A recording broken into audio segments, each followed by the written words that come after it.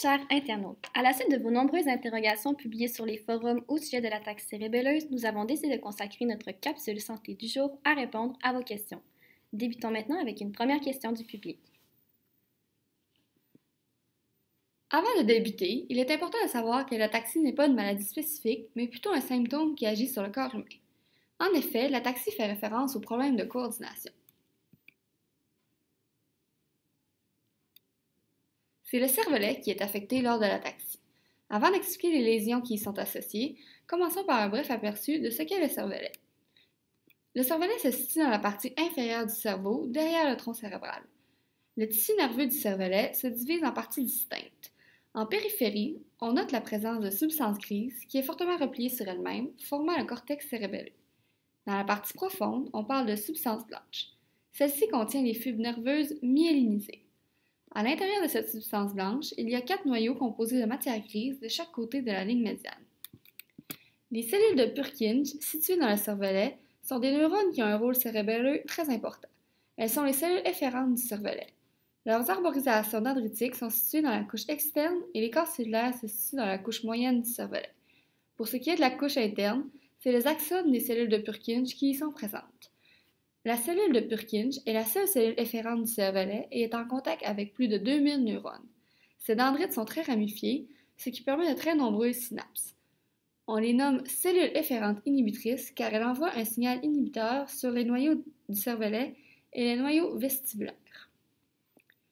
Lorsqu'il y a ataxie cérébelleuse, le système nerveux central subit une dégénérescence, plus précisément au niveau du cervelet, de ses zones anatomiques et de tous les nerfs qui y sont rattachés. L'atteinte du cervelet est caractérisée par une mauvaise coordination des muscles ainsi que des activités motrices volontaires défectueuses. En fait, les symptômes présents chez la personne dépendent de la zone lésée. Le cervelet est séparé en 3 parties, soit les 2 hémisphères et le vermis central. Lorsqu'on parle d'une atteinte du vermis central, il y aura des troubles d'équilibre statique. L'atteinte au niveau des hémisphères produira des troubles de la coordination des mouvements.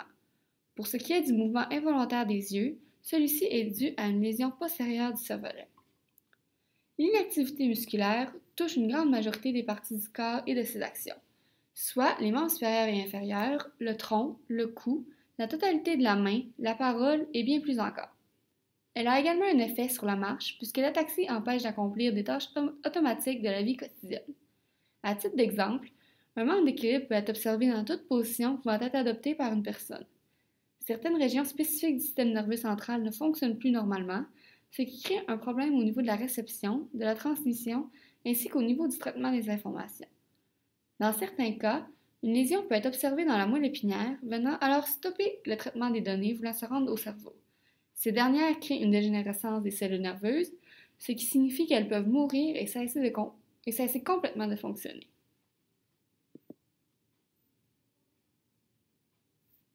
Oui, en effet, un manque de coordination est un symptôme caractéristique de l'ataxie. De façon générale, l'ataxie apporte des symptômes qui semblent communs pour la majorité des types d'ataxie, comme des problèmes d'équilibre. La personne atteinte doit donc avoir une base d'équilibre plus large que la normale, ce qui l'aide à rester stable lors d'une période d'inactivité. Elle déambule de façon irrégulière, n'étant pas capable de maintenir une ligne droite. La démarche d'une personne ataxique peut donc ressembler à celle d'une personne en état d'ébriété. Le changement de direction est instable et difficile, se faisant donc dans un temps plus long que la normale. On dénote aussi des symptômes de troubles du langage. Les personnes atteintes d'ataxie doivent préparer leur prononciation, leur inspiration et leur expiration avant de prendre la parole. Ce processus leur demande tellement de concentration qu'ils peuvent en venir à oublier leur idée. Le langage n'est donc plus un automatisme. Pas de commotion, j'ai de l'oreille graffiée. Puis dans les mois puis les années qui ont suivi cet instant, j'ai une couple de signes qui se sont présentés. Puis durant mon Certains troubles de déglutition peuvent être dénotés chez les patients atteints d'ataxie. Puisque le cervelet contrôle les mécanismes en lien avec la déglutition, une lésion de cette région située dans le système nerveux central amène une dysfonction de la bouche et de l'œsophage. Ainsi, les muscles responsables de la mastication et de la déglutition ont une atteinte motrice, pouvant donc causer l'étouffement.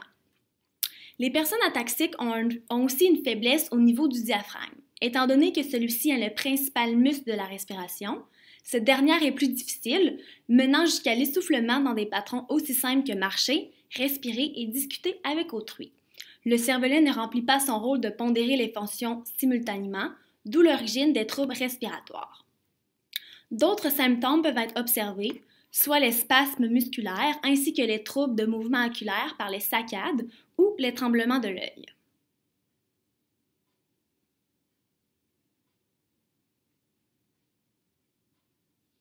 Non, l'ataxie n'est pas contagieuse, elle se transmet plutôt de façon génétique. Ainsi, deux types de modes de transmission existent, soit récessif et dominant. Le gène de l'ataxie se situe sur un chromosome et détient l'information nécessaire à la production d'une protéine qui contient les acides aminés. Les ataxies héréditaires mettent en cause les protéines des mitochondries. Ainsi, un processus de dysfonction mitochondriale des cellules des muscles squelettiques amène une réduction de la production des mitochondries dans la cellule. Puisque cette dernière sert d'organe de respiration cellulaire et de transformation des aliments grâce à des enzymes augmentant la vitesse de réaction, le manque de mitochondries apporte de grands problèmes à la cellule. Ainsi, lorsque le nombre de mitochondries intracellulaires devient trop faible, un grand nombre de systèmes du corps humain se détruisent petit à petit.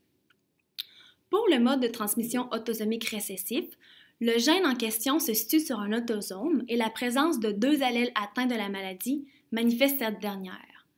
Dans le premier cas, lorsqu'un des parents est porteur du gène de l'ataxie et que l'autre est sain, l'enfant a 50% des chances d'être porteur et 50% des chances d'être sain. Il ne sera donc jamais malade. Dans le deuxième cas, lorsque les deux parents sont porteurs, l'enfant a une chance sur 4 d'être malade ou sain et une chance sur 2 d'être seulement porteur. Dans la troisième situation, si un parent est malade et que l'autre est sain, l'enfant sera sans aucun doute porteur. Dans le quatrième cas, un parent est malade et l'autre est porteur. 50% des enfants seront malades et l'autre 50% sera porteur. Finalement, lorsque les deux parents sont malades, l'enfant sera à coup sûr malade lui aussi. Dans la transmission autosomique dominante, le gène en question se situe sur un autosome et la présence d'un seul allèle atteint est nécessaire pour avoir l'ataxie. Ainsi, la présence d'un seul parent porteur donne 50% des chances d'avoir un enfant porteur et l'autre 50% des chances qu'il soit sain. Tout d'abord, pour le moment, il n'existe aucun traitement permettant la guérison des problèmes reliés à l'ataxie. Seuls les symptômes qui en découlent peuvent être traités. Toutefois, des séances de rééducation avec entre autres des orthophonistes et des physiothérapeutes sont offertes avec des personnes atteintes de troubles cérébraux. Selon les besoins respectifs de la personne, ces professionnels de la santé vont les accompagner dans la réalisation et l'accomplissement d'exercices spécialement conçus pour eux. Et, afin de maintenir les acquis et d'améliorer certaines fonctions, il est important que le traitement se fasse sur une période à long terme afin de favoriser l'apprentissage et la fréquence régulière des exercices. Maintenant, voici quelques exemples du rôle de l'orthophoniste auprès des personnes ataxiques. Donc, l'orthophoniste permet l'amélioration des mouvements respiratoires, la maîtrise du mécanisme de déglutition et des mouvements de l'écriture, le contrôle de l'articulation, du débit du langage, de la voix et des gestes de la main qui accompagnent le langage. Le rôle du physiothérapeute maintenant. Il va permettre de renforcer, d'étirer, d'assouplir les muscles, d'améliorer dans toutes les positions la posture et d'améliorer le patron de la marche. Et tout ça dans le but d'améliorer le système moteur, donc en d'autres mots, d'améliorer l'ensemble de l'état physique. Finalement, l'ergothérapeute a aussi un rôle à jouer pour aider les personnes ataxiques. En effet, à cause de l'évolution de l'ataxie, la personne éprouve de la difficulté à exécuter des tâches quotidiennes comme se vêtir, faire sa toilette, préparer ses repas. Les ergothérapeutes les aident donc surtout à conserver un mode de vie autonome. Et ils aident aussi ces personnes à demeurer dans leur logement ou résidence, à exécuter des tâches quotidiennes, à se promener, à travailler, à se divertir et à recevoir des soins personnels. Pour finir, voici quelques exemples d'interventions que peut apporter l'ergothérapeute. Par exemple, proposer des changements pour rendre la résidence plus accessible et sécuritaire, trouver des solutions pour minimiser la dépense d'énergie dans l'exécution de tâches quotidiennes et ainsi permettre à la personne d'avoir assez d'énergie pour effectuer d'autres tâches, recommander l'obtention d'aides techniques pour faciliter la mobilité et l'autonomie et faire des recherches pour des services de soutien.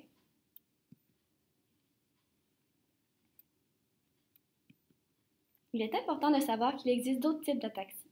Entre autres, il y a l'ataxie de Charlevoix-Saguenay, dont un individu sur 22 est porteur du gène dans la région du Saguenay-Lac-Saint-Jean. Elle se caractérise par un gène défectueux sur la 13e paire de chromosomes dû à des mutations autosomiques récessives au niveau du gène SAX. Les symptômes sont semblables à ceux de l'ataxie cérébelleuse, mais apparaissent en bas âge. Ensuite, il y a l'ataxie de Bose qui se transmet selon le gène codant SYN1. Elle se caractérise par une évolution très lente de la maladie qui apparaît dans la trentaine et qui n'a aucun impact sur l'espérance de vie.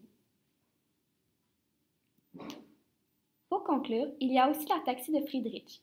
Elle se transmet sur la 9e paire de chromosomes, plus précisément sur le gène de la fractacine. Les symptômes sont très semblables à ceux de l'ataxie cérébelleuse, mais se caractérisent plutôt par une perte de réflexe. C'était votre capsule santé du jour, en espérant avoir répondu à toutes vos questions. À la prochaine!